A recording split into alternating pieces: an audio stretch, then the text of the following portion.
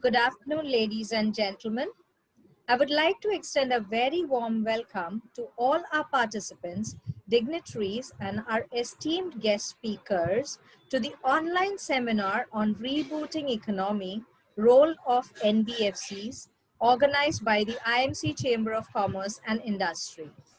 Before starting the event, I would like to thank our silver sponsors, Shriram Transport Finance Company Limited and Magma FinCorp Limited. Our logo sponsors, Shapoorji Pallonji Finance Private Limited and Tata Motors Finance Limited. All participants will be muted to avoid any disturbances during the course of the session. To consume less bandwidth and have clarity, you may like to stop video streaming at your end. Kindly post all relevant queries in the chat section so that the same can be addressed during the sessions. To begin the session, may I request Mr. Rajiv Poddar, President, IMC Chamber of Commerce and Industry, to present the welcome address. Over to you, Mr. Poddar. Thank you, Selvi. Good afternoon, ladies and gentlemen. On behalf of IMC Chamber of Commerce and Industry, it gives me immense pleasure to deliver the welcome address on the online seminar Rebooting the Economy, the Role of NBFCs, organized by IMC's Nbfc committee in association with Finance Industries Development Council, FIDC. A very warm welcome to our speakers, Mr. Ramesh Iyer, Mr. Raman Agarwal, Mr. Srinivas Raghavan, Mr. Sanjay Chamaria, Dr. Narendra, Mr. Srinivasan, Mr. Nath, Mr. Unmesh Revankar, Sailesh Haribhaktiji, Mr. Atul Joshi, and all our participants. NBFC has played a very important role in promoting inclusive growth in the country by catering to diverse financial needs of bank-excluded customers. Further, NBFC often takes a lead role in providing innovative financial services to micro, small, and medium enterprises most suitable to their business requirements. NBFCs are financial intermediaries engaged in the business of accepting deposits, delivering credit, and play an important role in channelizing the scarce financial resources to capital formation. They supplement the role of the banking sector in meeting the increasing financial needs of the corporate sector, delivering credit to the unorganized sector and to small local borrowers. However, they do not include services related to agriculture activities, sale, purchase, or construction of immovable properties in India. Despite being different from banks, NBFCs are bound by the Indian banking industry rules and regulations. NBFCs focus on business related to loans and advances, acquisition of shares, stocks, bonds, debentures, securities issued by the government or local authorities on other securities of marketable nature, leasing, hire purchase, insurance, business, chit businesses. The banking sector, however, will always be the most important sector in the field of the business because of its credibility in supporting manufacturing infrastructure development and even being the backbone of the common man's money. But despite this, the role of the NBFCs is critical, and their presence in the country would only boost the economy in the right direction. Needless to say, NBFCs will continue to play an essential role in the company's growth story. We've had an excellent and very progressive monetary policy today, and which Mr. Iyer will be elaborating on or touching on briefly and explaining how it will benefit the NBFC sector. I'm confident that today's seminar will be beneficial to all the delegates. I would like to thank Mr. Mahesh Thakkar, Chairman of the Committee, FIDC member of NBFC Committee of IMC, our sponsors, and all those who have worked diligently for the screen and organizing this seminar so meticulously. With these few words, I welcome you all to today's seminar. A few lines about IMC before I close. The IMC Chamber of Commerce and Industry is an apex chamber of commerce, industry, and trade in the Western region with its membership base of over 5,000 members and over 150 trade associates affiliated to it. Together, it represents and advocates interest of over 4 lakh businesses and industry establishments across the country from diverse sectors of industry.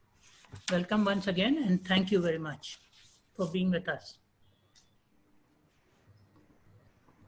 Thank you, Mr. Poddar. May I now request Mr. Mahesh Thakkar, Chairman, Nbfc Committee, IMC Chamber of Commerce and Industry, and Director General, Finance Industry Development Council, to apprise us on the state of NBFC sector and plan of action by IMC NBFC Committee. Over to you, Mr. Thakkar. Thank you, Selvi. Welcome all my NBFC colleagues, my directors, my IMC members and IMC trustees and directors and past presidents. It's a lovely opportunity provided by IMC in the beginning of the year.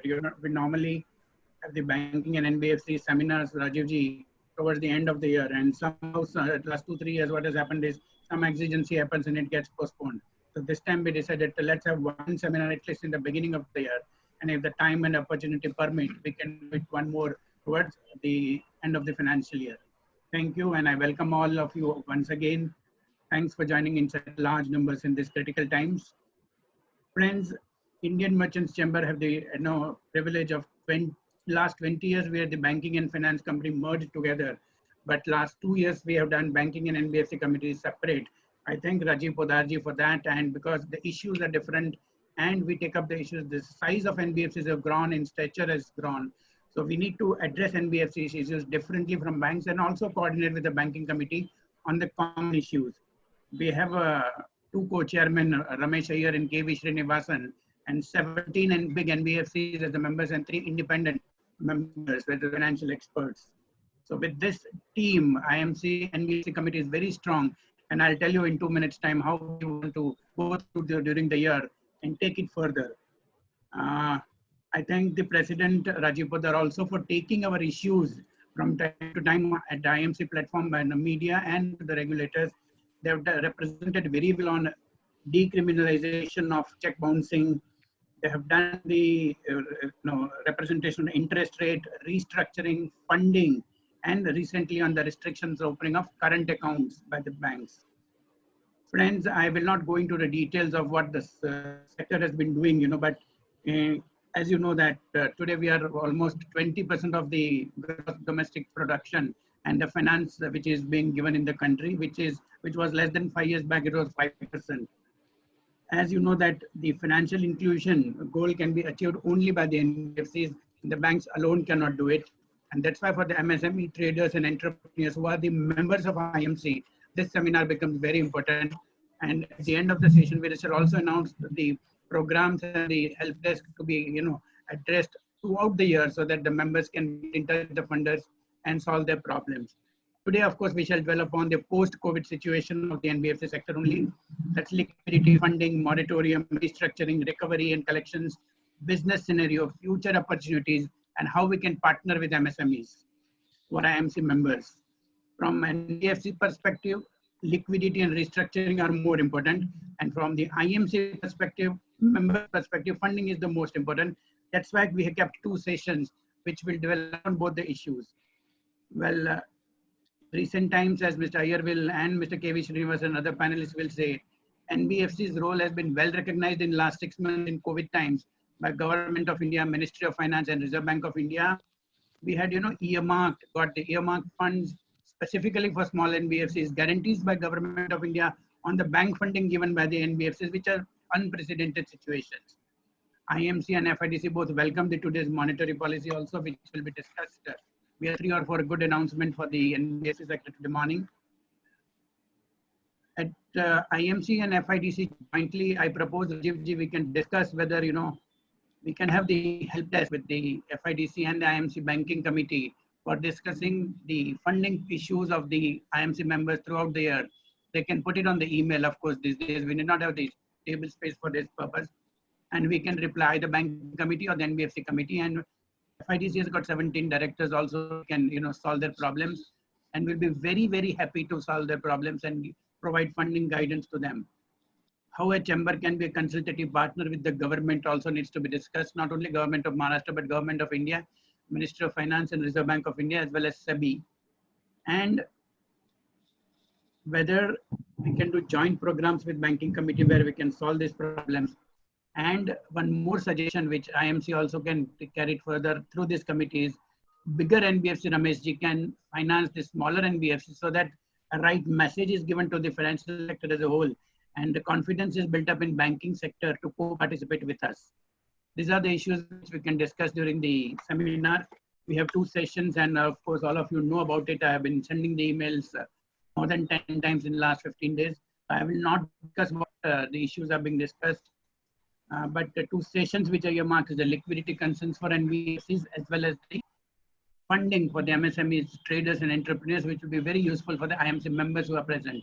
Last 10 or 15 minutes in each session will be reserved for the questions by the audience here. So please put in your questions in the chat session. The chairman of the session will be very happy to take it up. Again, before I hand over to the Mr. Ramesh Iyer for session 1, personally on my behalf and IMC's behalf and FIDC behalf, thank the sponsors, Shriram Transport Finance, Magma FinCorp, Tata Motors Finance, Shapuji Palanji. Rajivji, this is the only platform where Shapuji Palanji, Tata Motors are together. IMC team, for IMC President, Vice President, DG, Ajit, Sanjay Mehta, Bharati, Selby, and all this have worked day in and day out at IMC. Thank you all and wishing you all a meaningful, fruitful, insightful interaction and deliberations. Do take very good care of yourself and stay safe. Over to you, Selby. Thank you. Thank you, Mr. Thakkar. As we begin with the first session on liquidity concerns for NBFCs, I would like to invite the chairman of the session, Mr. Ramesh Iyer, co-chairman, IMC NBFC committee and vice chairman and managing director, president, financial services sector, and member of the group executive board, Mahindra and Mahindra Financial Services Limited, and chairman, FIDC.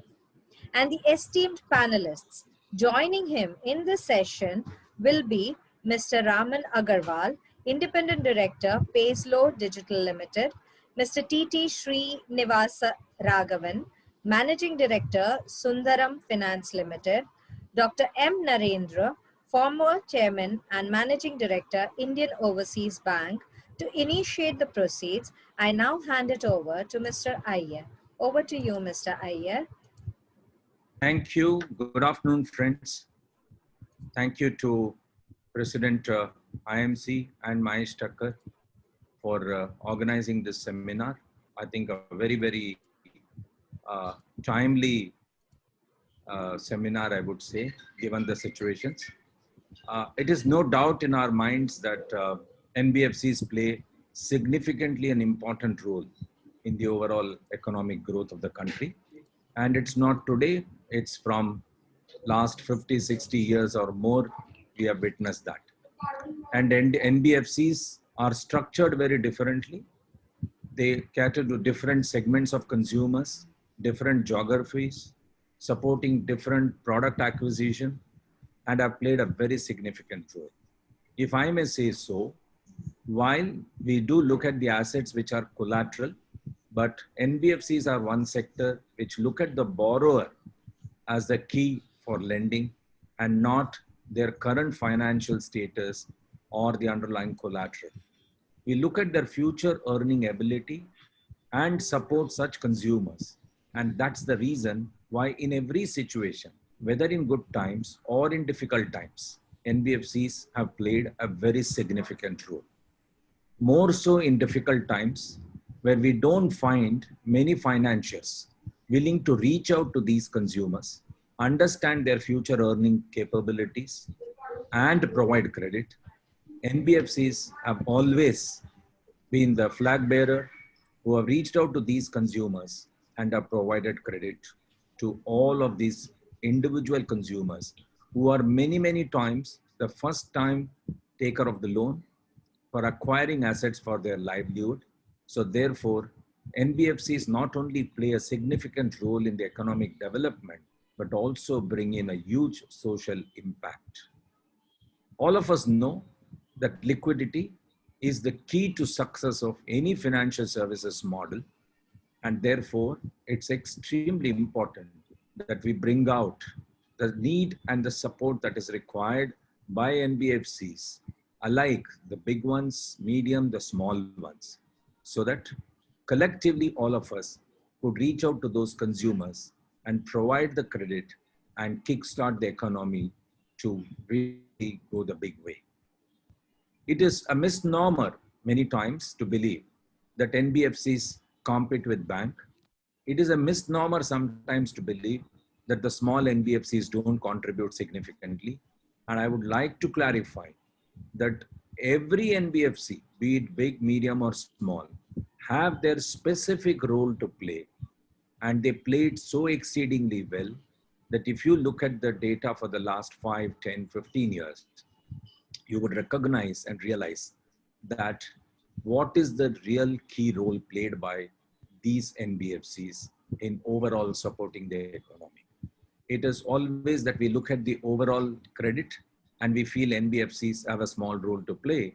But if you look at specific credit provided to certain specific segments, you would find NBFC have a very high market share in those segments. So therefore, my dear friend, it's extremely important to understand the role of an NBFC. Undoubtedly, after the COVID, there has been a lot of initiatives that the government has taken. The finance ministries have initiated a lot of initiatives from the regulator, the central bank. All of that has definitely helped NBFCs to participate. But at the same time, it is important to understand that not all NBFCs are able to get the desired liquidity support as they may want it to be. Especially the small and the medium ones have been expressing over and over that they would like to receive better credit support so that they could continue to support their consumers and keep the economy going. After the moratorium was announced, we had all to give the moratorium to our consumers, and therefore the cash inflow from the consumers had also stopped. That put additional pressure on the NBFCs, and that is the reason why NBFCs were pitching for additional liquidity support. Historically, if you look at, NBFCs have been a great repayer of their credit taken from any system that they have borrowed, whether it is from the banking system, whether it is from the debenture market, whether from the insurance companies, even from the retail depositors. You will generally find NBFCs have repaid their loans well on time, almost all the time. Yes, there have been instances where one or two NBFCs have failed, and that has put a mark on the overall NBFC as an industry. And we've tried our best to over and over explain that it is not always correct to look at everything into one lens, and it is necessary to look at each NBFCs possibly differently, especially the ones that we are talking of, which are very retail in nature, very deeply penetrated, have demonstrated the credit repayment culture extremely, extremely well. I'm extremely happy today that in the RBI monetary policy, there have been various initiatives that have been put to place, which will help availability of liquidity to the NBFC sector. It's also extremely important that the co-lending model is being discussed and rules and regulations will be announced around that. But we would still continue to request that when these liquidity measures are being taken and made available, they are made available to every NBFC and appropriate steps be initiated also in that direction. Today in this panel, you would definitely hear from all my co-panelists the details of each of this that we are representing, and you will be happy to note that we have a mix of panelists who come from different segments of NBFC, and I'm sure that all of us would be hugely benefited by this debate and discussion. With that, I would stop here, and I will now request my other panelists to also introduce themselves. Mahesh, if you can take it forward, whatever is the next format. But I'm reasonably sure that the theme of the conference, rebooting the economy, is something extremely important. And you will see at the end of the session, with all debates and discussion we will have, there will be very clear way forward which will let us know how we propose to reboot the economy. Over to you, Mahesh.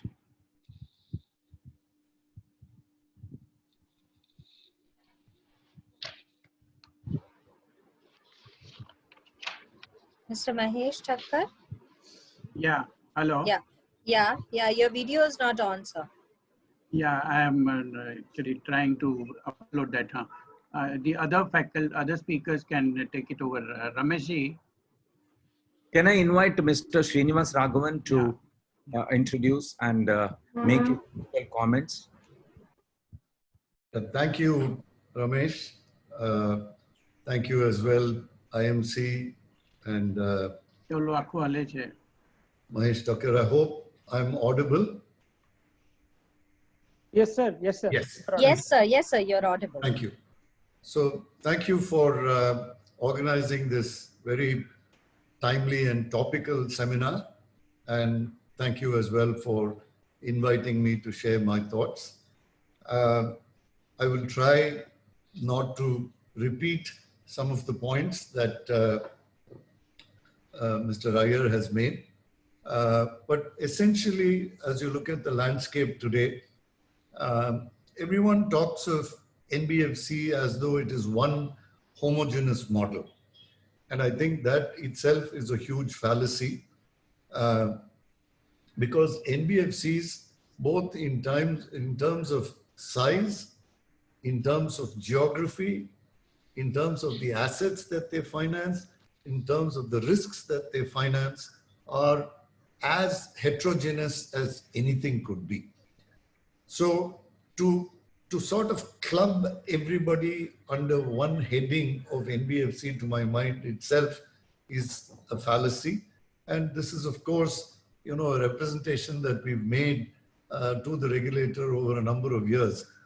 Fortunately, for a period of time, we actually had different categories of NBFCs, but more recently, for whatever reason, RBI decided to merge those categories back, which is why you today have a situation that this granularity, which I'm talking about, unfortunately, is not available. But, be that as it may, this is our reality. And the only reason I brought this up is to sort of bring out the fact that the challenges that NBFCs face are very different depending on, which part of the spectrum you fall in. Now, if you look at the higher rated companies who are rated, let's say, AA and better, now they stand on a very different footing from a company which is rated BBB, or worse still, a company which is not rated at all. Now, I'm sure all of you or most of you have come across this number of 12,000 NBFCs, right, registered with Reserve Bank, or whatever that number is. It's a huge number, right? Now, this 12,000 hides more than it reveals. Because if you look at it at the other end of the spectrum, which is the large NBFCs, you're probably talking about a few hundred. And these few hundred account for both 90% of the liabilities and 90% of the assets of the entire NBFC universe, right? So you're really talking about several thousand NBFCs, which do perhaps 10 or 15% of the business, but they are the guys who service and who reach segments of the economy which the large players will never be able to do. So this is one very important thing to understand. The second thing also, in any discourse around NBFCs is that within the NBFC universe, you also have 3 or 4 very large NBFCs, which are essentially PSUs, like Power Finance Corporation, Rural Electrification Corporation. You have 3 or 4 NBFCs, which 3 or 4 entities which are classified as NBFCs, but who are really not part of the mainstream NBFC system that Mr. Iyer referred to. So once you understand these contours, you begin to then realize that the funding and liquidity challenges vary dramatically across the system. So if you're a PSU NBFC, virtually then, funding is not a problem at all. Or if you're a AA rated or a AA plus or AAA rated NBFC, like many of the larger ones are, then they have access basically from pretty much everyone. The banks, the mutual funds, the insurance companies, from external commercial borrowing sources. So for them, literally, this funding challenge which is being talked about so much is not of the same magnitude. Of course, today, mutual funds perhaps are not one of the available sources. For their own reasons, they have pulled back. But otherwise, pretty much the entire spectrum is open. But when you go to the other end, which is the smaller NBFCs, that is where you start to see some of the real problems. Because capital markets are close to them. The external commercial borrowing market is close to them. Insurance companies are close to them, which means they're effectively left with their own capital and whatever little bank funding that is available. And this is where I think the real problem has arisen. Smaller NBFCs, especially in the wake of the two unfortunate credit events that we had, the first one being ILFS and the next one was DHFL, thanks to these two, the entire NBFC sector has been tarred with, a terrible brush, which has sort of created this impression that NBFC automatically means high risk and NBFC automatically means default. As Mr. Iyer said, if you go back in time over the history of nearly 75 years of the NBFC industry, you can count the number of defaults on literally the fingers of one hand, right? Which is also incidentally the same number of defaults that have happened in the banking sector. Nobody says, therefore, shut down banks, right? Just because you had one or two bad experiences. No, there's never a clamor for shutting down banks. And it's the same thing with NBFCs. Because you had two bad eggs, it doesn't mean you shut down the sector. So now, addressing specifically the issue of liquidity, I think the need really of the hour, and I must here admit that what both RBI and the government, MOF, have done in the last 6 months since the COVID pandemic broke out is really admirable. I think they've taken a number of steps which have never been taken in all these years to help NBFCs, specifically address the issues relating to smaller NBFCs, because at the end of the day, on the asset side, we keep on talking about MSMEs. But in reality, even amongst the NBFCs, the majority of them are MSMEs themselves. Though they are not so categorized or classified, they are also MSMEs. They too deserve and need to be supported, right? And this is something which I think both the RBI and MOF have recognized. So if you look at whether it's the TLTRO, whether it's the GECL, whether it's the special funding windows that they've opened up through SIDBI, NABARD, etc., I think there has been a great realization on the role that NBFCs play. I think it's important to realize that banks and NBFCs are actually part of the same continuum. Banks are wholesalers, NBFCs are retailers.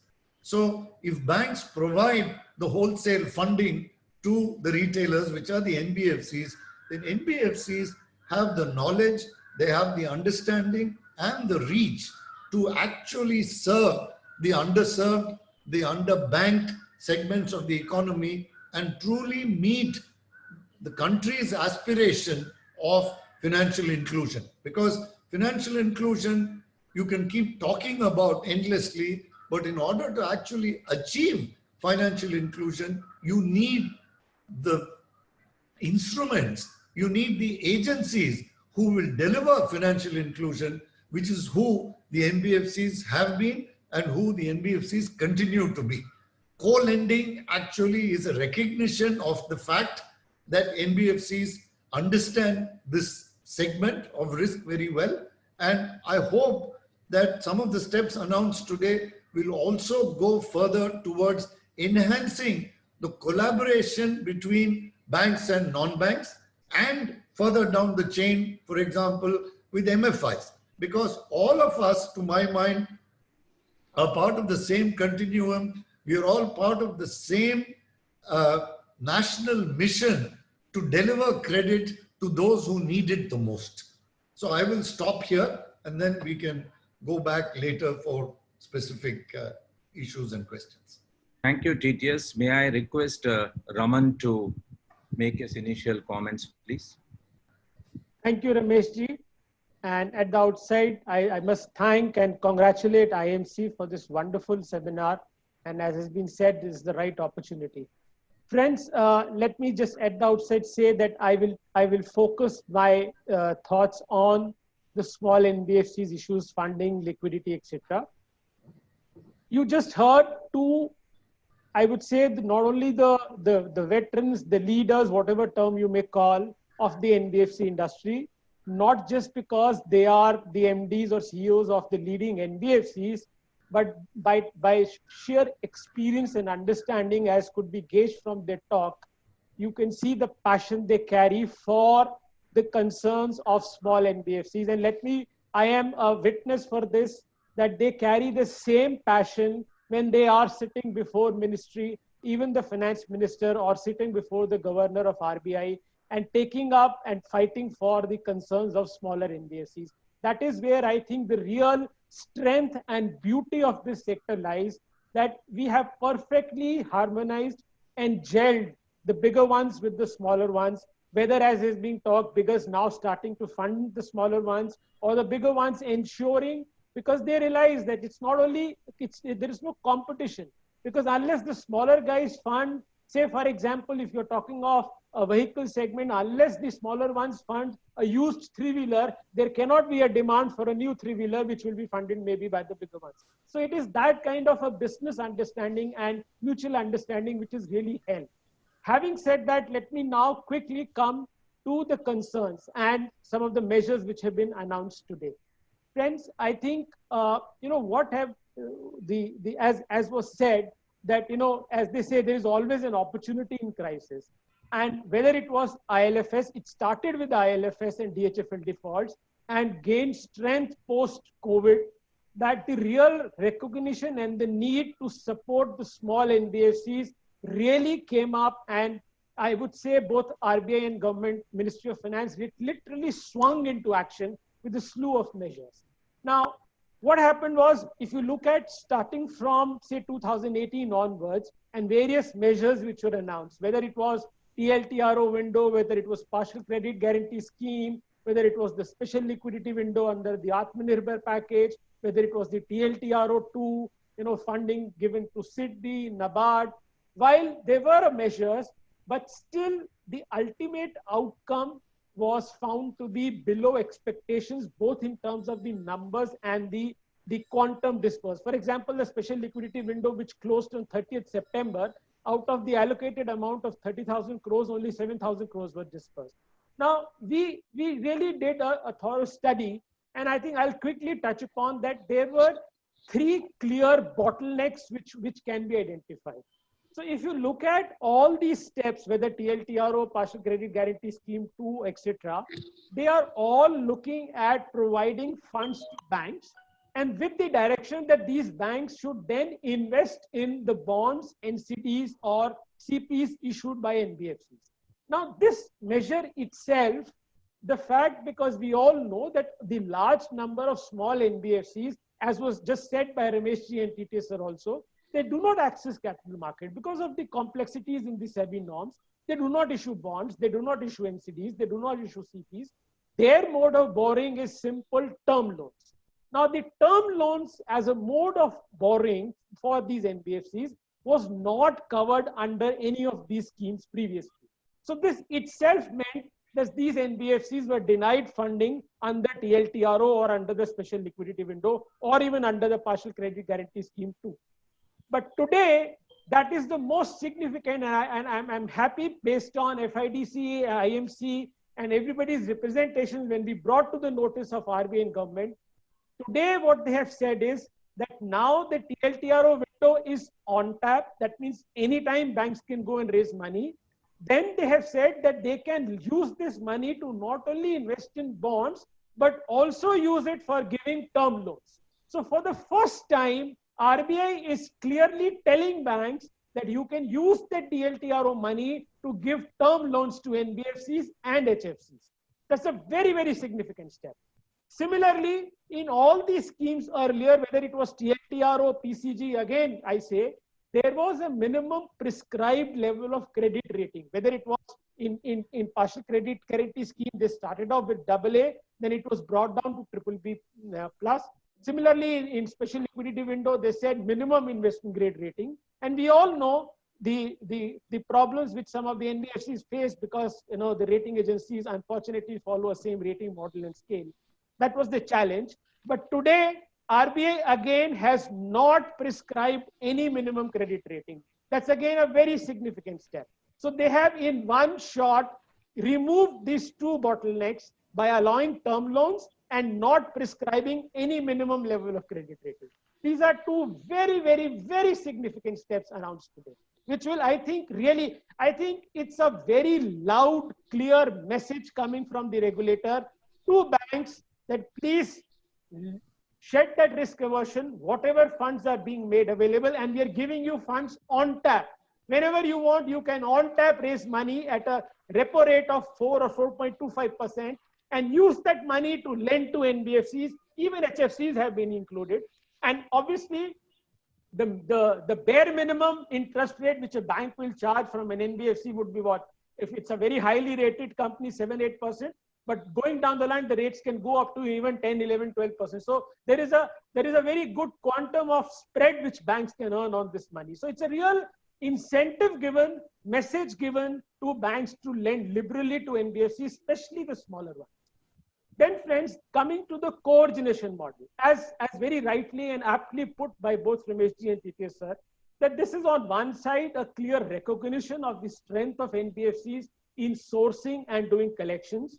And it's a marriage between the strength of banks. Banks are flush with funds. So let the two marry and create a co-originating model, co-lending model. However, till date, the RBI guidelines permitted only non-deposit taking systemically important NBFCs to do co-origination. That means out of the total NBFCs of about 7,000 and 8,000, only 260 or 70 odd NBFCs were allowed to do co-origination.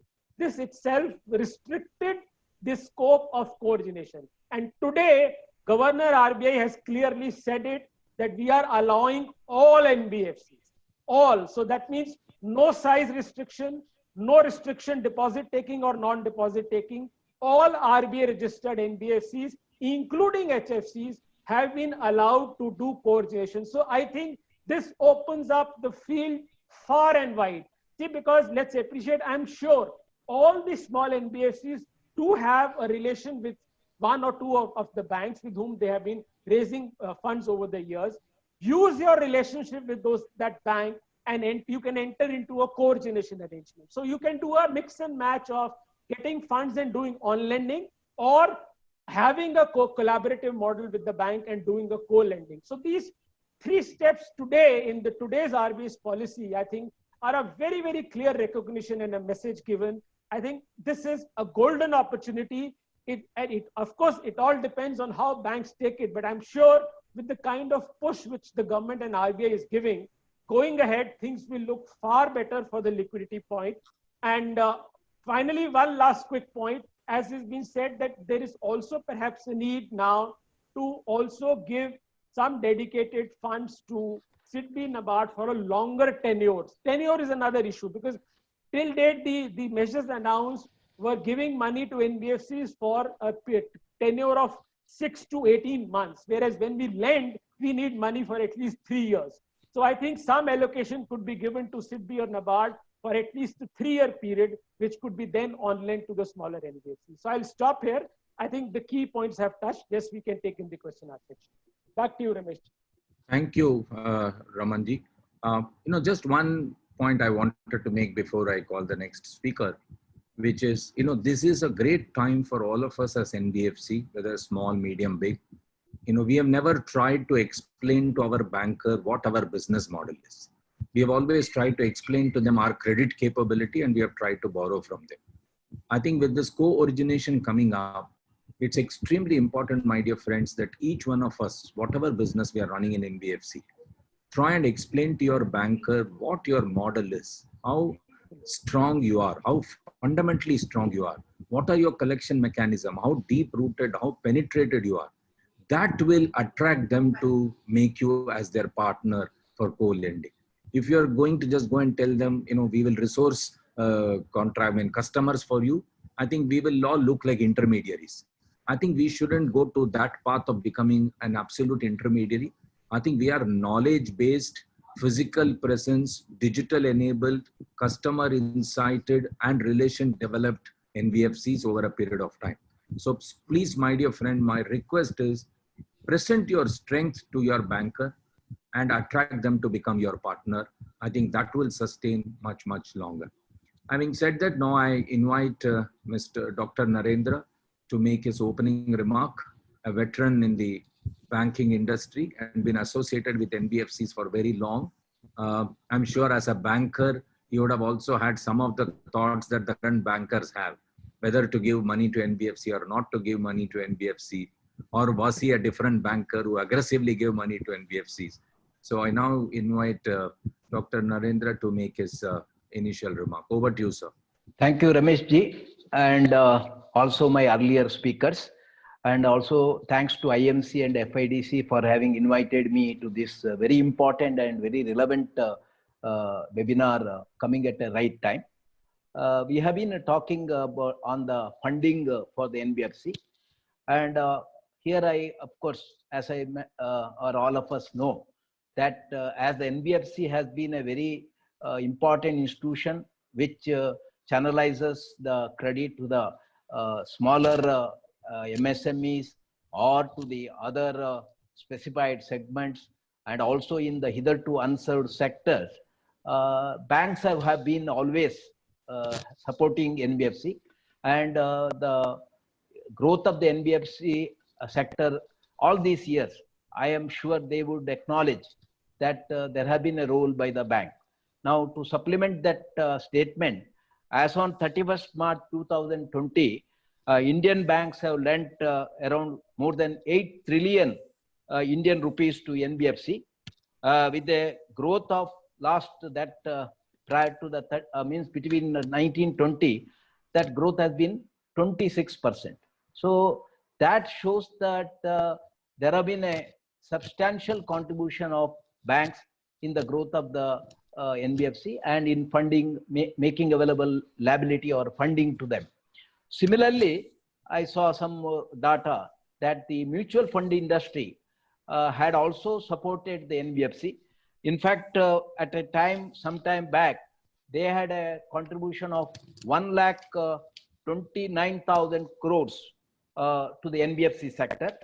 Of course, there I'm getting the latest figure that has come down to 49,090 crores. So that may be the impact due to the big, what we are talking about, some 2 big NBFC and few others also, which are all defaulted. The mutual fund being, it is a small investor's money, they have to have a little care about the such investor interest and their sectoral, what you call, exposure. Currently, they have brought down.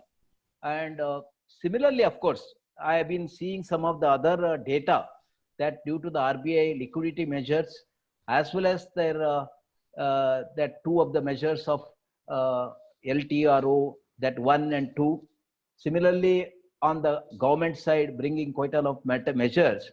I saw that overall in F21, the fund mobilization in capital market increased by around 14% to 4.53 lakh crore in August 20, compared to 3.98 lakh crore in the same period in the previous year. Of course, definitely as mentioned by Raman, also Agarwalji and others, triple A rated, double A rated, and even maybe A rated, because and banks would have also have changed their what you call investment policy. Earlier they were catering only according to the investment policy double A above, and with the change in the RBI also and the government, and due to this unprecedented crisis, they would have also brought down up to that investment grade.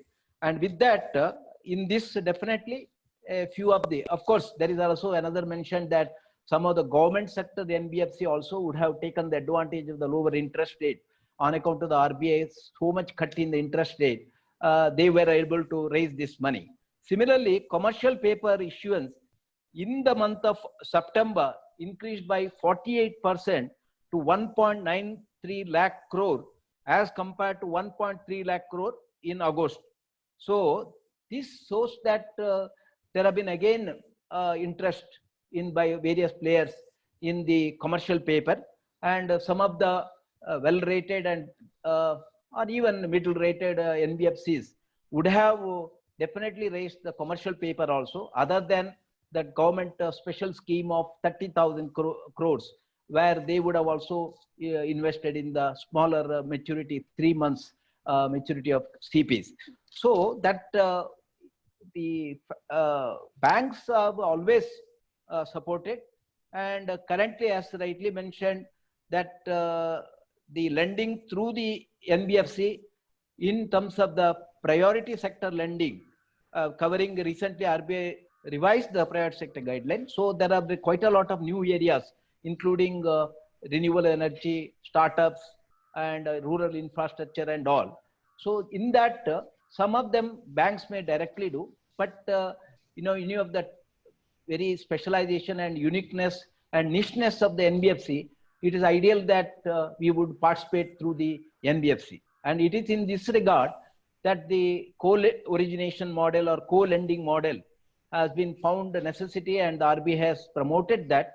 And in the current today's RBI, that it has been made available, as Raman Agarwal has mentioned, to all the NBFC. So this should enable, as Ramesh Iyer has said, that whether all have to have a view on their business model, and in tune with the response coming from the bank and the regulatory authorities, whether we could co or model our model, and see that we play very important play, NBFC, in providing such origination of priority sector lending to the with the risk participation.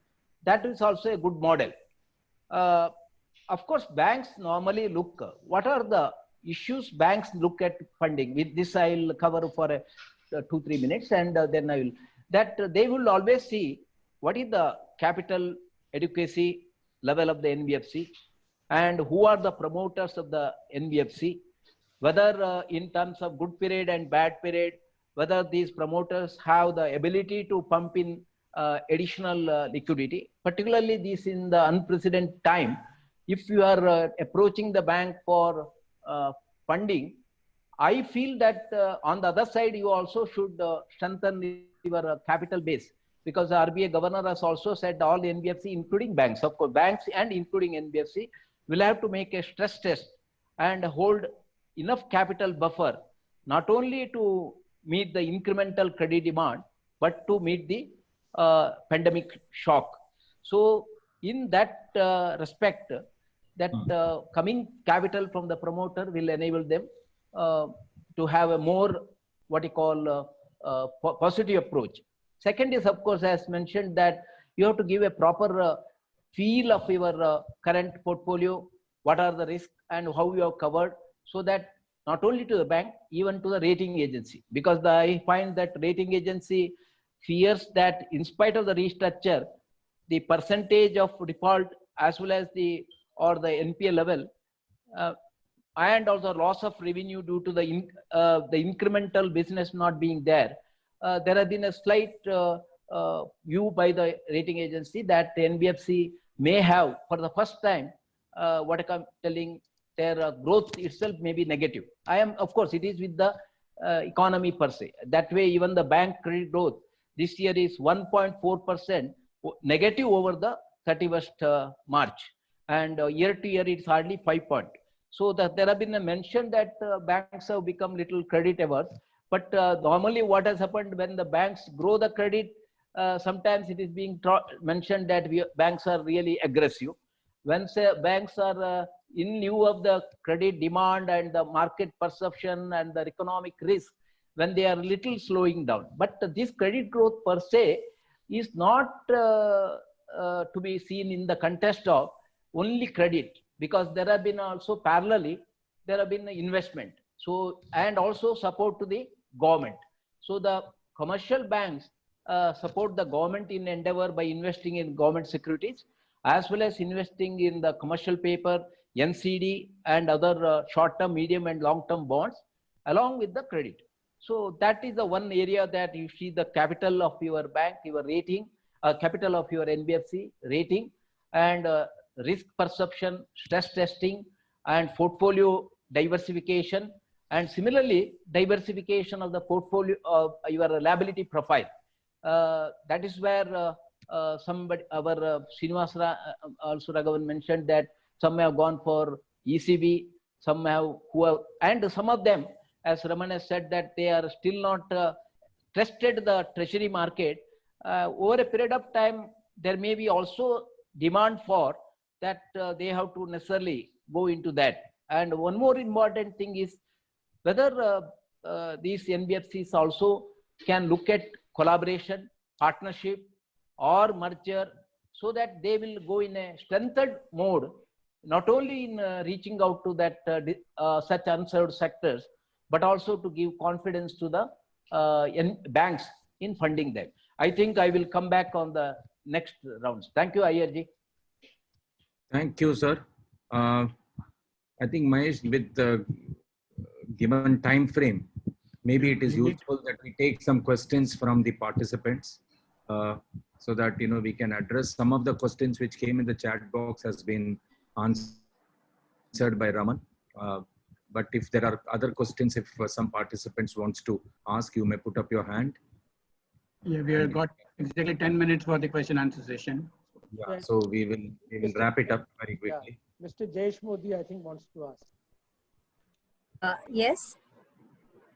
Hello. Yeah, go ahead. Can the person who wants to ask the question, please put up your hand. Raise your hands.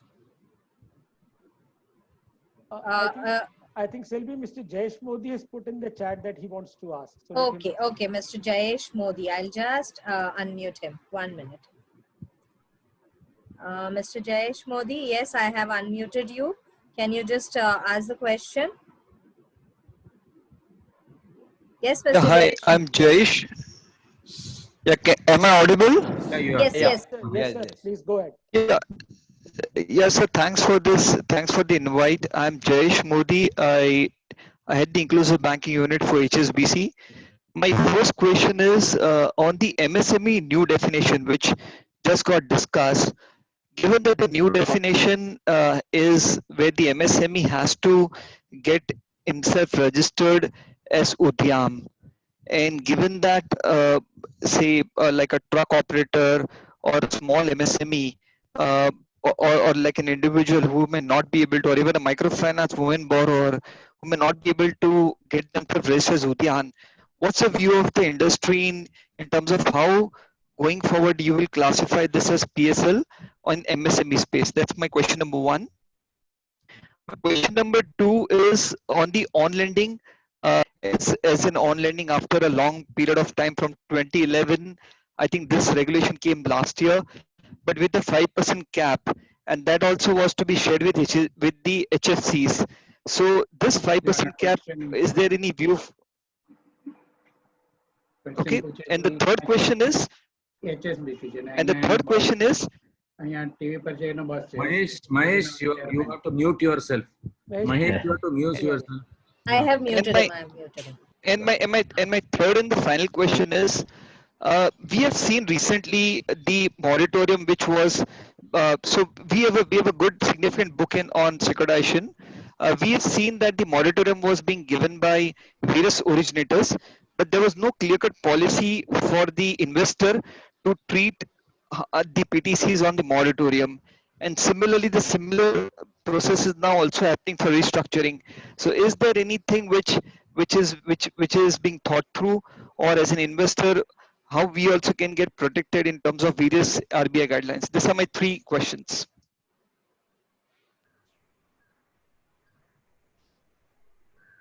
Yes, who would be answering the question, sir? Hello? Yeah, Yeah. yes, sir. TT sir, please go Yeah, ahead. yes, Mr. Iyer, please unmute yourself. Hello? So the TTS is taking the question. Yeah, I'll take one of the questions.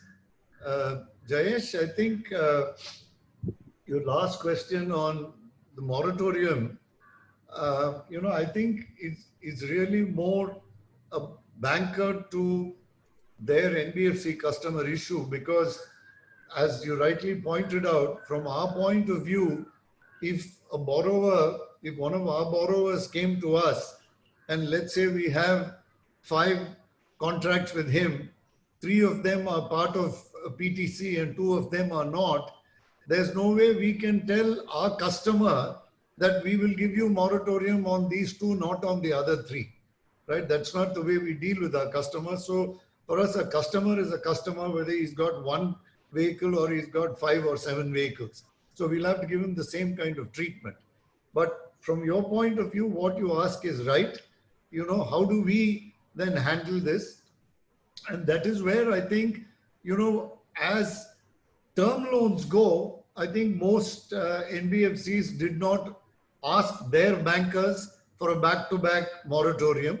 But on the securitized paper and on the direct assignment, I think there is clearly a need for both the investor and the originator to be in sync, right? Because ultimately, we are addressing the need of the end borrower.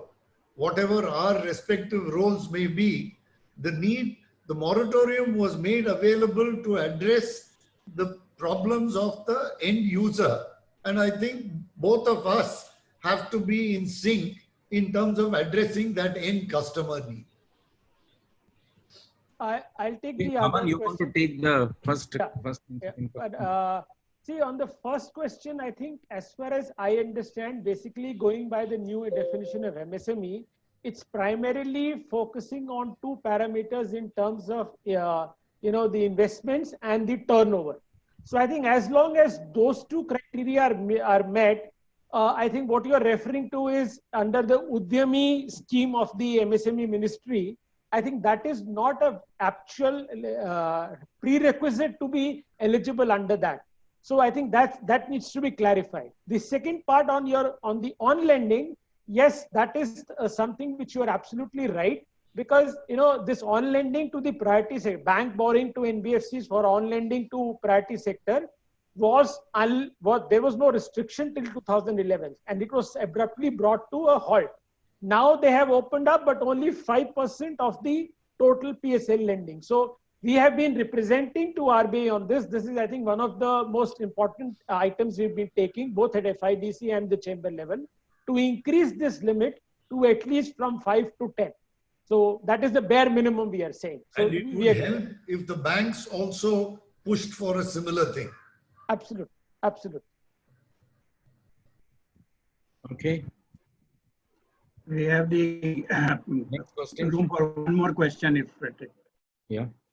Or Okay. shall we? You can read from the chat one question just. Yeah.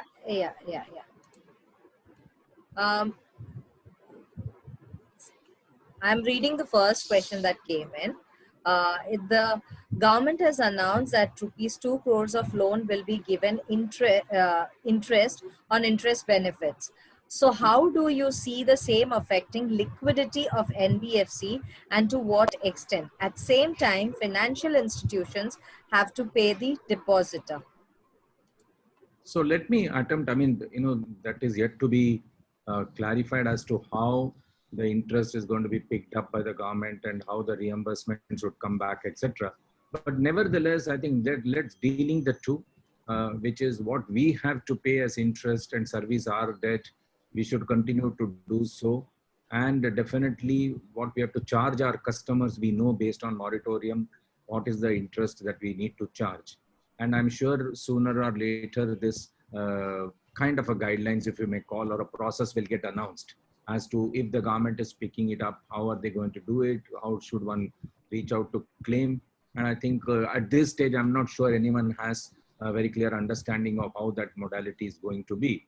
But since that they have said that's what they want to do, I'm reasonably sure that there would be a good process in place which would help all of us to really get our interest back if somebody else is picking up instead of the customer. Yeah. Mr. I think it's already 4 o'clock. I think we should stick to the time.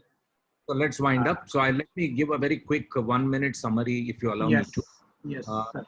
I think as all of us are saying, I think these are honestly good times for NBFC. While we know the marketplace is very difficult, there is no doubt in anyone's mind. But NBFCs historically have performed extremely and exceedingly well in difficult times.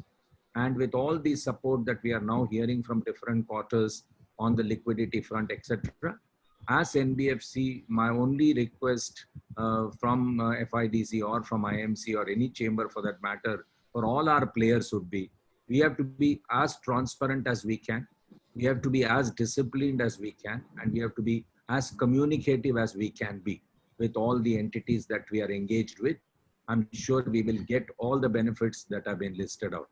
I wanted to place on record our appreciation to IMC for taking up this cause so exceedingly well at the most appropriate time, and want to assure all the participants, all the NBFCs, that FIDC, IMC, every chamber, we will not leave any opportunity for able to reach out to the concerned regulatory bodies or to ministries, etc., and put forth the requirement of the industry and work hard to see how best all of us can be benefited. I would stop there, wishing everyone all the very, very best. Take complete care. But I would once again urge everyone to look at this as more positive going forward, as a good opportunity post-festival season. Things will start turning around, and at the right time, the liquidity measures have been announced.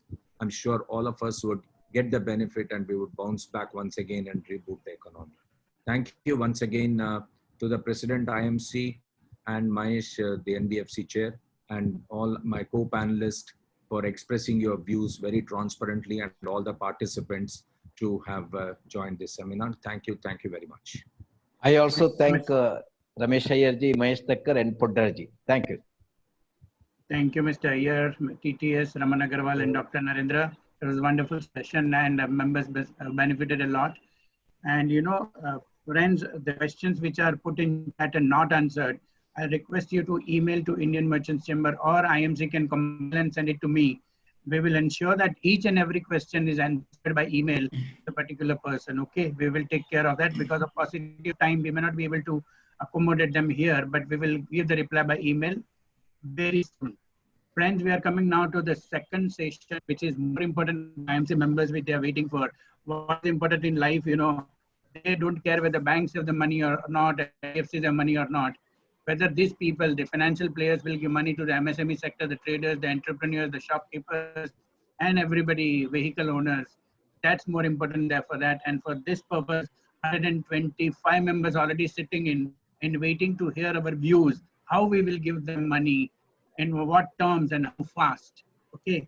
We have Mr. K.V. Srinivasan, co-chairman of Indian Merchants Chamber NBFC committee, as well as IMC, FIDC, who will be chairing the session. And I'll request Shelby to introduce the panelists, and then Srinivasan can take over. Thank you. Okay. Thank you, sir. Thank you. So now we move on to the second session, which will focus on NBFC's funding for MSMEs, traders, entrepreneurs. I would like to invite the chairman of the session, Mr. K.V. Srinivasan, co-chairman, IMC NBFC committee and FIDC, and director and CEO, Profectus Capital Private Limited. And the esteemed panelists. Joining him in the session will be Mr. Shachindranath, Executive Chairman and Managing Director, UGrow Capital Limited. Mr. Umesh Revankar, Managing Director and CEO, Shriram Transport Finance Company Limited. Mr. Shailesh Haribhakti, Chairman, Shailesh Haribhakti and Associates. To initiate the proceeds, I now hand it over to Mr. Srinivasan. Over to you, sir. Thank you so much, and thank you very much to IMC for organizing this very rather topical conference. I think one of the things that has happened as a result of the post-pandemic situation is that both NBFCs and the MSMEs have actually come to the fore. I think if you really look back, the pronouncements made by the government as well as the RBI in the past few months, with the view to restarting the Indian economy, I think these two words have actually taken predominance in their mind space. And I think all this for good measure, simply because India is known to be a nation of shopkeepers. And if you really look at it, it basically means that our economy essentially runs on the contribution made by the MSMEs, whether it is in the manufacturing sector or in the services sector. And more importantly, now it's becoming more and more prominent is the agricultural sector as well, where MSMEs have actually played a very significant role. While like the captain of a team, the larger industry always takes the kudos and all of that for wonderful performance. I think they would be a failure unless and until they have a very strong MSME micro system really behind them. So that is something which is really now being recognized. And whether you look at the Japan model or the Chinese model of development, all of them have actually ridden on the basic thriving and rejuvenation of the MSME sector as well. So I think India, therefore, given the fact that the pandemic has actually posed India a lot of opportunities. Yes, we are smarting under the effects of that very clearly. Most of us are still under lockdown. Economy has taken a beating, but it also gives us a huge opportunity as a nation, and more importantly as MSMEs, to take the thing forward in a more positive manner. And whatever, every crisis really throws an opportunity, and if we are able to utilize this, I think the future will be extremely bright, much brighter than what Cassandra's would have you believe. Now, in that sense, the policy statement or the mood of the policymakers is very clear, that they want to support the MSMEs, because in a nation which has got almost 140 crores of people, bulk of them being youngsters, and the government is going to push for things like skill development and education and what have you, we will really have a social crisis on hand unless and until we are able to generate enough amount of employment. And employment generation cannot be done by the large industry. It has to be the domain of the MSMEs. And so therefore, the MSMEs become very, very critical for the future stability and growth of this nation. It's not just a question of a sector doing well or not. It's just the very DNA or the existence of the country itself which is in question. And if you ask any MSME what is the most important thing that is there on their mind, and especially in the current crisis scenario, it is very clearly liquidity and funding. Traditionally, banks have occupied a preeminent space in funding the MSMEs because of the PSL norms and so on and so forth. But over the past decade or so, NBFCs have started to play an extremely important role, so much so that today, and the NBFC's contribution towards funding MSMEs is actually speaking larger than what the private banks are doing. The NBFCs cater to almost 22% of the stock of MSME loans that are there in the country. But more importantly, 70% of the new to credit loans are actually being dished out by the NBFCs. So the true work of financial inclusion and reaching out credit to those people who have hitherto been not touched by the formal banking system, 70% of that job is being done by NBFCs.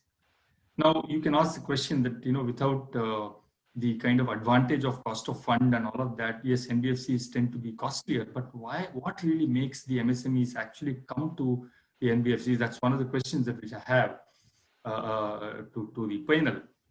But frankly, we'll follow a slightly different model in this session than what was followed earlier. I think I will stop my monologue out here, but let the eminent panel actually answer most of the questions that come to my mind and whatever the audience would have for them. Let me ask the opening question to Mr. Sajindranath. Sachin, you might be aware, has actually set up UGRO, which is focused on, whose mission essentially is to give credit to the MSMEs. Sachin, what is the magic that you expect NBFCs to actually perform in funding NBFCs, because you don't have the cost of fund advantage, you don't have the reach which let's say a State Bank of India would have. Why should NBFCs really get the MSME market? Thanks, Srinivasan. So, having dealt with the diversified financial services, given that my personal background was mostly from a very small city and town, rural economy, when I decided to turn to entrepreneur and looked at the broad landscape of financial services industry, what was most striking, and this might be a little funny, but I give this example to to everyone. Think of two MSMEs. This is I describe a difference between an NBFC and a what I call a diversified large format lender, which is predominantly a bank. Think of two small businesses. One is a dentist and another is an IVF clinic. And think of how a large bank credit manager go and ask what question to give credit. Generally, a large bank's credit manager would go to a dentist and ask the question, sir, आपके यहाँ कितने patient रोज आते हैं, right? How many patients would come to you? And in his mind, he will calculate number of patients by some amount of rupee and say, okay, this is a good doctor because there are a large number of patients coming to this place. And then second, he will go to an IVF clinic and ask the same question to the IVF doctor as well. Sir, how many patients come to you? Poor IVF doctor would say, I receive only probably one patient a week. And he will say, oh, you are not a good doctor, right? Because you don't have too much of patients. I think so that's the moral of this story, is that when it comes to MSME, it is such a non-homogeneous sector that you have to go really deep to understand and define a credit metrics, and in recent time use deep data analytics and support your underwriting from that. And it is not that that ability cannot be built by large bank. It is just because banks have too much to do at same point of time that sometimes they miss this small point, that when it comes to MSME, each one of them differ from other by geography, by location, by style, by work. And how do you build credit model to service that very, very small niche segment of the market? I think so NBFC generally, forget not only just the MSMEs, historically all credit or lending innovation in India have happened through NBFCs itself. There was a time when nobody used to fund a second-hand truck, and Shri Ram Transport Finance created that market. There was a time there was nobody used to lend against a household residential jewelry. There are multiple gold loan companies created that. There was a time there was nobody which was willing to finance against a rural tractor or an agri. A lot of time NBFC did that. Innovation in credit always happened for people who are deeply focused of a particular sector, and that job just not in India but across the world is always in the hands of non-bank lender. And because of your sharpness of focus and on creating of the asset side, you always have an ability to charge little more, and that's why your higher cost of fund actually compensate for that. And that's why if you look at return on asset or return on equity, most of the NBFC in a 10-year time or 15-year time horizon actually outperform lot many banks and private and public sector banks. That's very important, so the key factor why an MSME should reach out to an NBFC and make an NBFC as a financial partner is this whole concept of innovation, tailor making of a particular loan, because MSMEs are so varied, and as you rightly pointed out, there's no, they are as similar as chalk and cheese. So if you go with the one size fit all policy, which is what mostly banks tend to do, they really don't do justice to the needs and the requirements of the MSMEs. And that is exactly why it pays to pay a little extra to an NBFC in terms of higher interest rate, but you actually get much more bang for your buck, right? That's the key point of Sachin. Thanks, Sachin. I'll come back to you on another matter later. You did mention, the fact that in rural and all of that, NBFCs have been pioneers in that. Now, if you really look at the GDP data, I mean, I think virtually every sector tanked by, several scores on the negative number. But I think one sector which really was a positive on that side was the agri sector. And I think the current mood in terms of, a bumper purchase of two-wheelers and tractors and even small cars, etc., is actually being fueled by this rural upsurge, right? Primarily driven by the agri good performance. I think 3.4% in one quarter is something that we don't normally get to hear from the agri sector. It's actually much lower. Now, if I would request, Mr. Haribhakti to come in, and he is associated with L&T Finance, which is a huge entity, and one of their many lines of business is, of course, rural. How do you see this whole rural sector actually panning out, and what plans you think NBFCs can actually come across and give to the MSMEs predominantly which are in rural or semi-urban kind of an area? Well, thank you very much. Let me begin by thanking IMC and FIDC for this opportunity. The rural sector, the good news is that it is thriving. I'm absolutely delighted to tell all of you on this webinar that the rural sector has delivered the highest performance in the month of September that we have ever seen. And I think that's a leading indicator of many factors.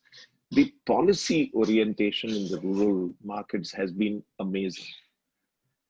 The dismantling of APMC, which was made out to be such a controversial thing, happened. A whole lot of old stereotypes and old mindsets had to be set aside. And this is opening up the competitive spirit amongst all states. For the first time on basmati rice, Punjab, the state in which the greatest agitation happened, has reduced the levy for export. 23% growth has happened in agri exports this year. This was what the Prime Minister said just yesterday. And the way that the FPO, the Farmer Producer Organization, has actually taken root in rural areas and has positioned itself to obtain crop loans is an amazing example of what innovation can do in the rural sector. Take tractors, take two-wheelers, take microfinance. The high touch, high knowledge through the entire credit cycle is what gives the NBFCs, who, as Mr. Sechendranath pointed out, have an absolute close link and relationship with the customer. In addition to that, we are so comfortable with deep data analytics. Almost everything that L&T Finance does is fully digitalized. And I feel that this is the way that in India, if we are in a position to get the rural areas going, we can make a huge difference. Let me leave 5 thoughts behind for this entire audience and for it to be propagated. The Reserve Bank's policy was excellent, and I think we need to compliment it, welcome it. But we do need some sort of a statement on what would happen under different scenarios and what would be the policy stance. Important that all lending, all monitoring, and all recovery is digitalized and make every process data-led. Absolutely important to create in rural India infrastructure of a very high quality, support community living of the urban type, semi-urban type, create smart villages. The opportunities to lend in this manner are so immense, it's not, it only leaves us to imagine it. And support the rural gig economy. Now, we always think when you talk about the gig economy, we are only thinking of urban India. Actually, the gig economy is amazing in rural India. You go to any village and you'll be swarmed by people who want to show what fantastic work they do.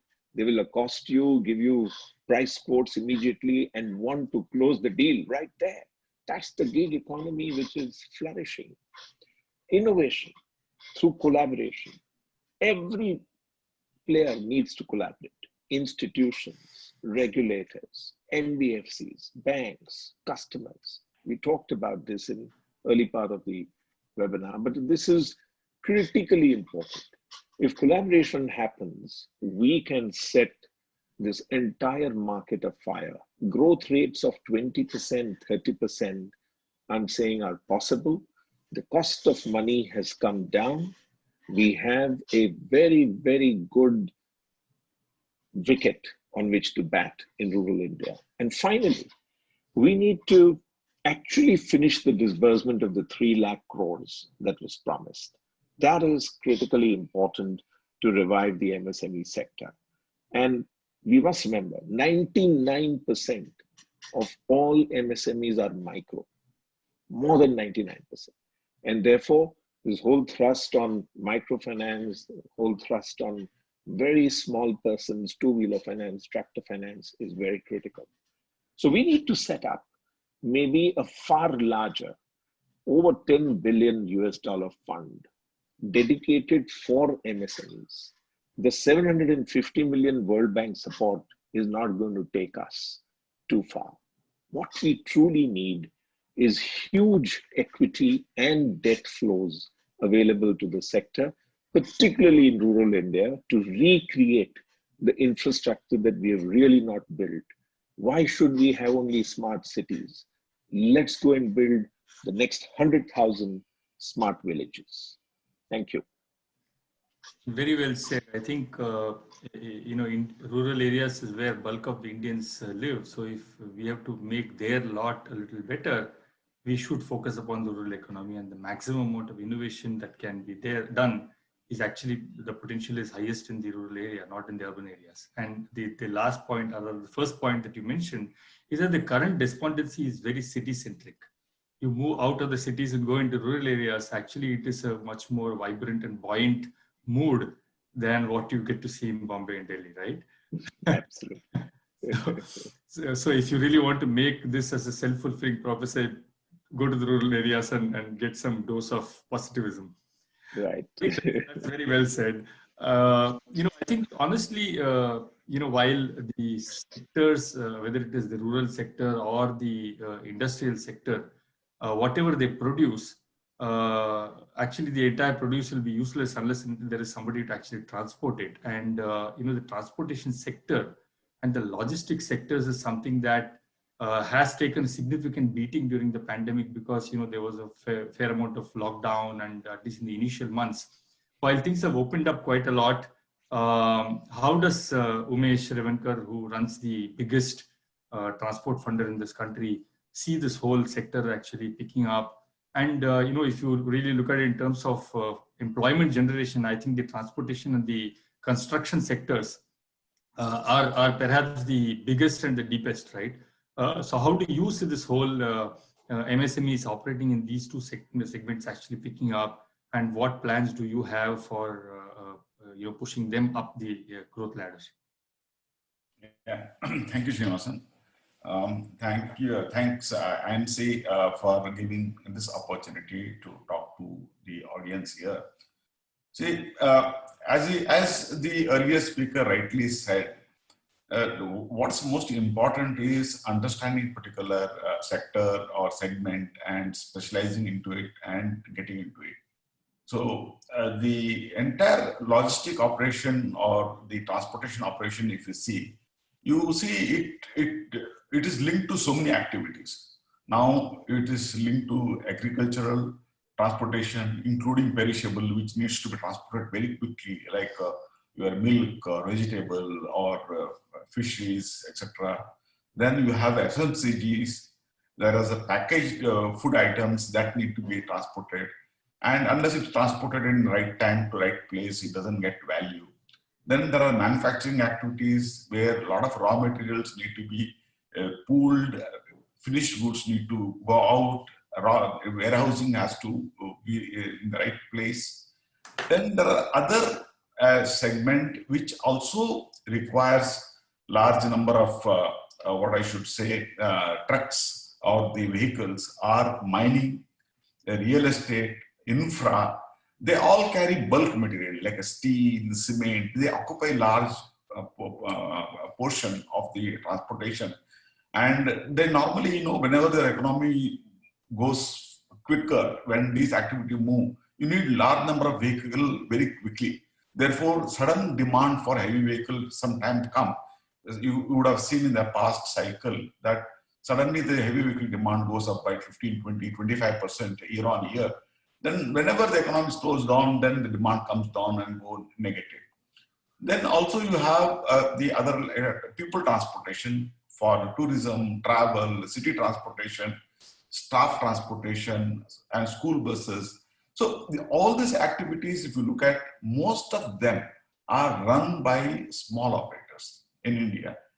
And how the small operators have engaged into this kind of activity, why they are successful and why they are thriving is mainly because the size of India, the population of India, it needs a different solution, different kind of people, and individuals operating into this business also bring the cost of operation comes down because they maintain the vehicle, they drive the vehicle, they're not dependent on the outsiders. See, so here the family run the businesses, their own people are part of the business, so it brings down the cost. And also it gives them a pride of ownership of a vehicle. And typically the transportation activity, if you look at each of these asset classes, has its own repayment period. Within 3-4 years, you are able to repay the loan and you are a proud owner of the vehicle. So your investment gets returned quickly. So there's so many individuals are there. 70% of Indian fleet today is run by small operators or individuals. Only 30% are operated through the logistic operators, and they also have an advantage of knowing the moving parts, in the sense they know the MSME manufacturer, they know the supplier, they know the consumer, so they become a part of that particular society or system or community so well and become a part of a solution. So only when there is large industrial operation where you need a logistic solution, supply chain management, there probably you need a large fleet operators. So the Indian system is so developed that the small operators play a very, very important role, and it also creates a lot of employment, as you know, as I rightly put it. Probably around 1 crore vehicles are registered in India, maybe 4 to 5 crore of population are engaged in transportation directly or indirectly into the activities. And when the economy is closed down, the new vehicle demand comes down, but existing vehicle have to run. So that is the advantage. The used vehicle demand or the existing vehicle is already registered. They keep moving. They don't stop. Only thing is the new vehicles supply into the existing vehicle fleet gets reduced over the period till the demand comes back. Moment the demand picks up, like the infrastructure activity improves, then heavy vehicle demand will improve. If now e-commerce is doing so well, so demand for a small commercial vehicle is very good, both in the city and semi-urban city. It is not just in the rural area. Even the urban cities, you are seeing very good demand for smaller vehicles, and the new vehicles are selling well. And suddenly there is a demand for cars, mainly because the transportation requirement has gone up. It could be individuals who are buying it, but I feel ultimately the cabs and taxis will play a major role, because people may be hesitant to go into a mass transportation for some more time to come. So I feel the taxi and individual transportation will have a major traction. So I feel the transportation industry per se, individuals are totally linked to the businesses, and they're able to bring down the cost by operating themselves, and therefore making it viable for both the suppliers and to the owners themselves. So I think as we predicted for the existing vehicle operator, it is almost V-shaped recovery, and we are seeing very good traction in the month of September. only travel tourism where people are still to spend their what you call disposable income towards travel and tourism. That is taking some time. Maybe it will take another couple of months to recoup, and maybe from January things will improve. So I think lending to these people requires very intrinsic knowledge of people, knowledge of vehicles, knowledge of asset classes, earning capabilities. These are this need to be ingrained and understood, and that therefore a company like us have a lot of opportunity in this market. And also there are so many others who are into this business. Many of these asset financiers are into vehicle financing because they are able to supply credit to the niche segment which they operate in, or geographies which they are operating. Great, thanks, Umesh. And I think traditionally NBFCs have been rather transportation specialists, right? So it's that and gold loans have been their forte, even in the face of very tough competition from some of the banks. I think one question which always keeps coming back to me whenever I go to any seminar or whenever I talk to any MSME, they keep saying that, look, all this wonderful talk about MSME being, the most important sector in this country, etc., is all nice, but where is the money? Why are we not able to raise enough amounts of funds from banks or NBFCs? Everybody talks nice words, but when it comes down to giving money, they always pull their bags back.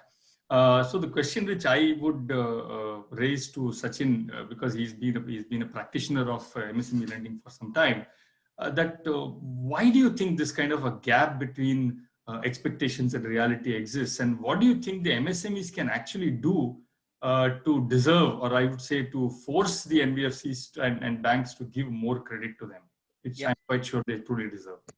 Yeah, so you might not be able to see me. There is a power outage, but at least you can hear me. So I thought you had become Mr. India. No. But anyway, so I think there are two parts to the story. First is that all businesses, and including MSME, have to appreciate that as lenders, our principal objective is to protect the principal itself, right? Lending is not, the earning the interest is the secondary, but first objective which everyone is conscious of is that your money comes back to you. And historically, the method of assessment for a small business, or for that matter any business, has been to look at the income profile of the MSME. And the way India have been, because of the tax regulation and because of the culture of not doing business outside formal economy, actually made large portion of these businesses unbankable to a large extent, because banking was always to go look your tax return, look your balance sheet, look your income, and you were not there was nothing visible there. And then how do you lend to somebody who doesn't have it? That's the problem number one. And some of that is getting solved. Then lenders started resorting to what we call collateral based lending. So everyone understood that, okay, you may have an income which is not visible, but at least if that is not the case, please give me a property and I'll lend to you. But there is a limit to how much of a property a small business owner can give. So if you look at the last decade or so, each of these owners gave their first primary property, then gave secondary property, and then they exhausted. So that also is an era is coming to an end. So the first part of the story is that if you really want to avail credit, you have to be like a business and you have to be very transparent. Your business, your cash flow has to be visible. Second, I think so that advent of technology and the way the digitization is happening for small businesses is gradually changing the color of SME financing. What we have seen in the payment industry is what you will see in next 3 years in the MSME space. So things like account aggregation, GST is dramatically changing the lending to MSME. Banking and when the account aggregation and every lender being able to pull your GST and banking, he will be able to assess what's your turnover, what's your cash flow.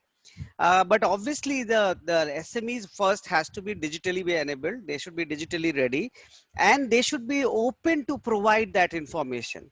Now saying that I run a small business and you don't have the things which can give comfort to a lender, then obviously you will not be able to avail. That's part one. The second part of the story is on the lender side. Lenders have to go beyond the what I call collateral based financing and have to think hard that how to use technology, data, and what is happening in the ecosystem to go to cash flow led based financing. So if you look at what is happening in Gem Sahai, we're looking what is happening in Threads, or all of that, what is innovation is coming would now evolve to cash flow based financing. So that's why I'm very positive in next 3 to 4 years that you'll see a massive credit creation in MSME space, and that's I think so where the most of the things stand today. Obviously, the challenge which we discussed in the last panel, that in spite of NBFC doing all their innovation, finally they need to be funded positively for providing that credit. But as long as small businesses understand that there is if you want to avail the credit, there is minimum things which you have to provide, and as long as lenders start thinking to go beyond traditional approach of only collateral based lending and start thinking of cash flow, you'll be able to do that. I think so that's where is our view that how things would be. And I'll give you one more second, an anecdotal example of how MSMEs are not prepared to, in terms of the being digitally adaptable. So when COVID came, we launched a program called Sanjeevani, and we said our mission is 100% digital. So in lending, KV, that every time you lend to a borrower, a credit manager want to go and meet physically a customer. And I came from non-lending industry. I said, this is not required. No? Today you can do a video KYC. Why you have to go and meet a customer? So we launched a video KYC. Out of July and August, the first 2 months, at least 85% of our customers, their mobile numbers were not linked to Aadhaar, which means our video KYC failed. So this looks as simple as this is small thing, but MSME not being aware that for a legitimate video KYC, you need your mobile number to be linked to Aadhaar, just failed our video KYC, which means that those customers went into the queue of physical underwriting, which means got delayed by another 30 days. And this is very important. I think while it is one thing to say that banks are not lending us or NBFCs are not lending to us. There is a lot the MSMEs as a sector themselves can do to change things, right? Yeah. As they say that I started by saying that I'll change the world. Ultimately, after 50 years of journey, I realized that I should have started by changing myself. I think that actually pans out very clearly in case of the MSMEs itself. I think gone are the days of fixing out how much of tax you want to pay and then working your P&L backwards. Yes. I think in the digital era, to hide your turnover is neither possible nor desirable. Yeah. It's better to pay the 30% tax or 25% now and keep the balance 75 and look towards a much faster growth and pay the cut to the government in the official manner, right? And I think rest of it is actually better. I completely agree with you. And frankly, we are talking about digital, we are talking about government taking so many initiatives to formalize the entire economy. And the key focus is very clearly on the MSME side. Now, KVS, I'll request you to take question answer. Selby, you can take the questions from IMC members. Nayan Patel and all are sitting. So if they can raise the issues, particularly on the funding, please. We have 10 minutes for question answer session now. Yeah. Should I start with the question answer session? Yes. Okay. Okay. So can everybody who would be like who would like to ask questions, put your names in the chat board so that I can come to you. Yeah, there are quite a few questions in the chat board, Mr. Srinivasan. Yeah. Yeah. Okay, one of the things that has been talked about, and which is what I was actually coming to, a little while ago, is this whole issue of co-lending, co-sourcing, whatever you call it. How do you think, Mr. Haribhakti, this is going to change the way NBFCs would lend to the unbanks, of course, would lend to the MSMEs? Is there a significant upside for the MSMEs in this co-lending issue? I don't actually see that as a very big, breakout kind of innovation, because we have just come out of our economy. We are just coming out of this multiple bank lending, and we have seen, I mean, I have particularly been into so many of these large forums where 50 lenders come together and actually nothing happens. It keeps getting postponed. So I think we have lost Mr. Haribhakti's connectivity. So can we take up the next one with somebody sure, else? no, but in case Sachin would want to respond to this. I'll just spotlight him. Yeah. Okay, Mr. Sachin, you're in the spotlight. You can answer that. You need to unmute yourself. Yeah, just a minute, sir. Please unmute yourself, sir. Yeah, sorry, I was trying to unmute. I was not able to do that. No. Yeah, I think so Mr. Haribhakti is back. Okay. I'll just put him. So both of you all can be added. Yeah.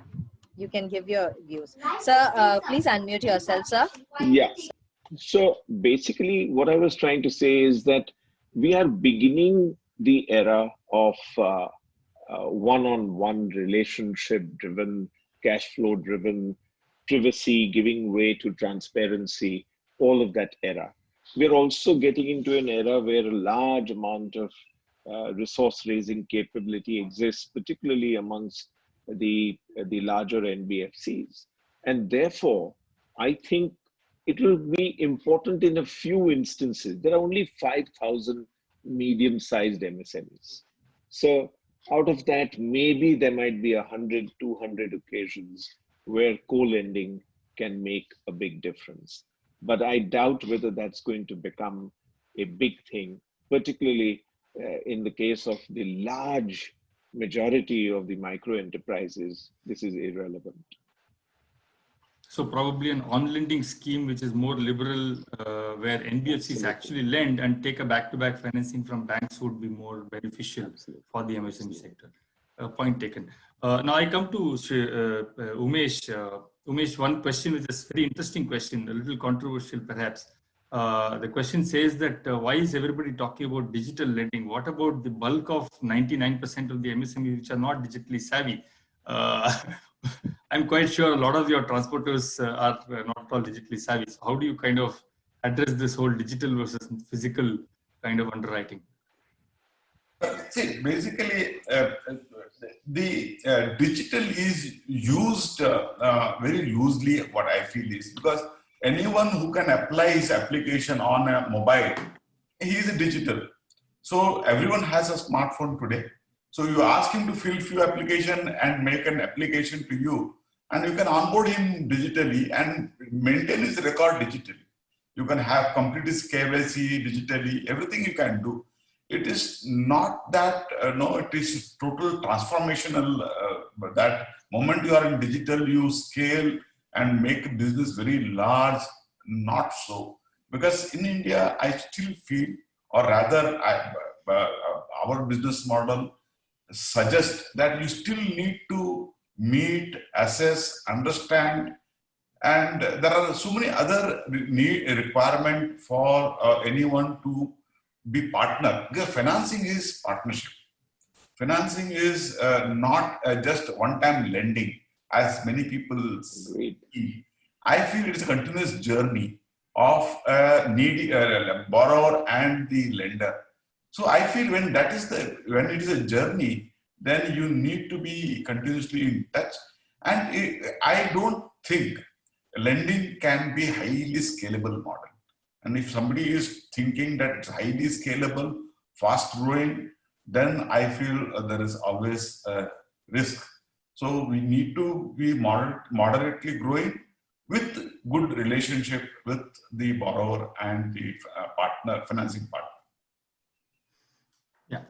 I would just add, KV, on that. I don't know what, we have to define what digital means, right? And I think so that everyone is digital now. I'll give you two examples where, when I live in Gurgaon, but I used to come to Bombay every week. And my best friends were all the Uber driver who come from my home city, Banaras. And when you take a cab in BKC and tell him I have to go to Nariman Point and ask him, do you know where Nariman Point is? He says, "Saab, humko kya pata, ye to Uber ka app le jata hai," right? And the guy would be not even literate, right? So that is being digital, right? All of Umesh, truck drivers and truck owners today now use Google Maps, right, to reach to a location. That's what digital is. Every small business today is connected. As long as you know only this much, that you can go on an app, you can give an OTP for your GST, you can give an OTP for your bank, and you're open to allow those two data to be fetched by your lender and analyze in that. We don't need more than that, right? We are not expecting MSMEs to build AI and machine learning in their businesses to become digital. That's a job to us, not to them. Absolutely. So it's not mumbo jumbo. It's very easily doable. Actually, it's a lot simpler. Very much. Right? Very much. Absolutely. I think on that note, I think let's kind of conclude this session. I think the bottom line is that while the sector is important, the sector also is changing very rapidly. I think COVID has given an opportunity for the MSMEs to probably relook at their own business models and all of that. Over the past few years, definitely, since the generations are also changing in the MSME ownership, the younger generations that are coming in are far more transparent, far more, I would say, forward-looking and ambitious. So I think that inner, energy itself would propel the MSMEs forward towards greater scale, better corporate governance, and definitely more transparency, and therefore easier funds availability. And that's on that note, I hand it back to the organizers. Thank you. Yeah, thank you, KVS. It was a wonderful session. And of course, again, many questions are unanswered, but once we get the email or note from IMC, we will be replying to them. Thank you, KVS. Thank you, Umesh Revankar, Shailesh Aribhatti, brilliant as ever. He's also our past president at IMC. So it was good to hear you again. And Sachindranath, you grow. At NBFC, always we say you grow or paisa lo. We never talk about ourselves. We talk of our customers who are MSMEs. Their growth and their business means our business. Shelby, you can. Yes, sir. Yes, sir. After these two elaborate, knowledgeable sessions, may I now request Mr. Atul Joshi, founder and CEO, Oyster Capital Management, to summarize with the concluding address. Over to you, Mr. Joshi. Thank you, Selvi. We have had a very, very insightful discussion, not only from the veterans of the industry, but also the Q&A question and answer session. Some of the key takeaways that I look at from this particular session was that NBFCs are not really competing with the banking system anymore. They have developed their own systems, their own presence, and there are segments where they have a lion's share. So this is reflected in one of the RBI's announcements today, that they are now looking at co-lending for NBFCs along with the banks. It's a recognition to the banking sector, from the banking sector to the NBFCs, that now you have arrived as far as the lending is concerned. Some of the other things which I really liked was that NBFCs is not a homogeneous set of products of lending. It's a continuum of lending, starting from the wholesale on the one hand and retail on the other. However, across this continuum of spectrum, there are challenges for each and every NBFC. The large ones have different sets of challenges. The small ones have their own challenges. And the ones which are not even rated have a completely different set of challenges. And we need to harmonize all of them. Another thing which I liked was what Mr. Raman said, that opportunities are hidden behind a crisis. And of course, this pandemic has opened up a Pandora's box, in a way to speak, where there are issues with funding, there are issues with credit, but at the same time, there are opportunities emerging. As Mr. Haribhakti said, rural could be the new ruler in terms of the credit. So rural markets are going to be ruling the credit markets over the next few months, few quarters, or maybe few years to come. And this is where the NBFCs have to play a significant role. Dr. Narendra mentioned about what are the concerns that the banking system has when it comes to lending to NBFCs. And what he specifically emphasized was the promoters. The promoters is the key to the NBFC lending, besides the capital adequacy ratio, the portfolio diversification, the liquidity diversification, etc. But the key thing remains to be the promoter. And another thing which you mentioned was about the rating. That rating is something which the bankers do look at. However, I coming from a rating industry, I feel that one of the ways that the NBFC sector would benefit itself is what Mr. Iyer said, is to communicate. And it's time to communicate with the rating agencies. Where they really do not appreciate is that there are so many limited options with the NBFCs when it comes to borrowing. The typical rating agency would classify most of the lenders either into the wholesale and then the retail. Within wholesale, your entire diversification coming in from banks, mutual funds, insurance companies, provident funds, pension funds is kind of clubbed together as wholesale borrowing. And the entire retail happens to be from the individuals. Now, how many NBFCs can really afford to go to the deposits way, and what are the restrictions thereof is something which is of a different debate, and you know, something that the rating agencies need to look at. However, as Mr. Iyer had mentioned, communicating with the stakeholders is very, very important. Another takeaway which I liked was the whole thing about the credit innovation. That credit innovation is going to be the key thing distinguishing between the NBFCs and the rest of the lending system. And here is where I think three key things that the NBFCs have contributed to the industry, to the country, to the economy, and the regulators need to really pay attention to this. NBFCs have always developed a concept, they've executed the concept, and they've matured the concept. Whether it is vehicle financing, personal loans, gold loans, micro lending to agriculture, micro lending to shopkeepers, the banks have always learned from the product that has been matured by the NBFCs.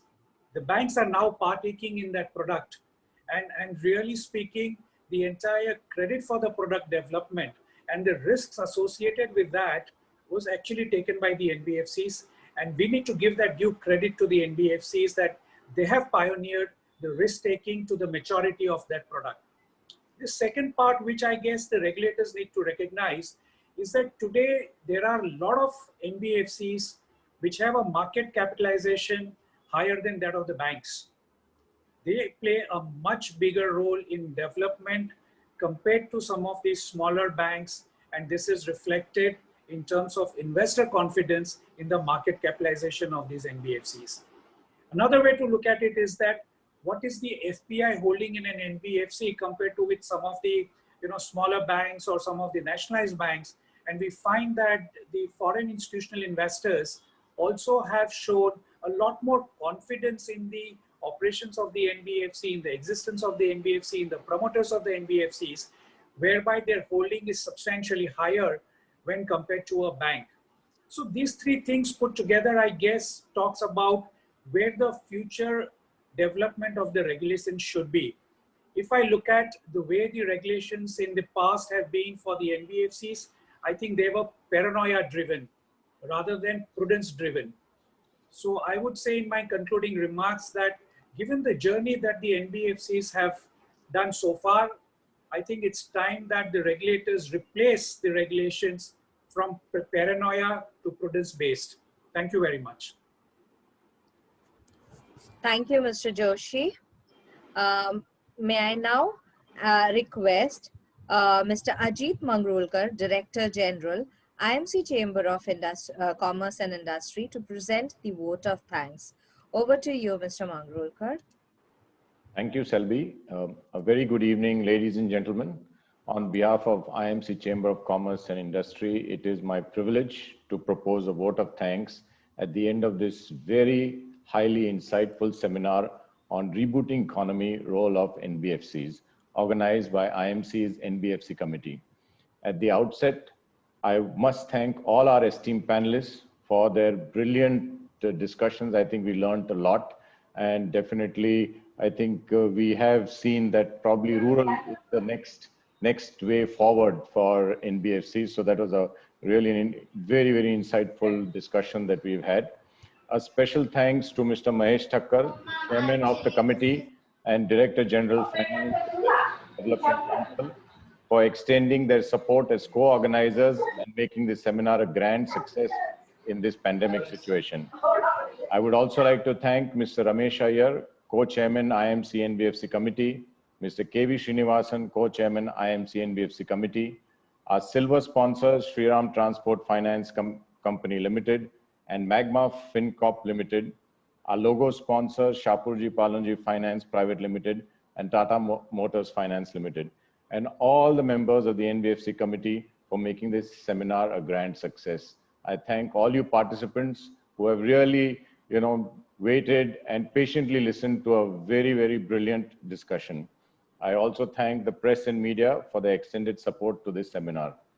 NBFCs play a very, very crucial role, and you cannot reboot our economy without the NBFCs getting into the act. And NBFCs are the engines for rebooting our economy. And I think these discussions will keep on having, will keep on adding value, and I'm sure that we'll come up with something very, very meaningful and will sort of boost our economy, and NBFCs, I would say, is the way forward.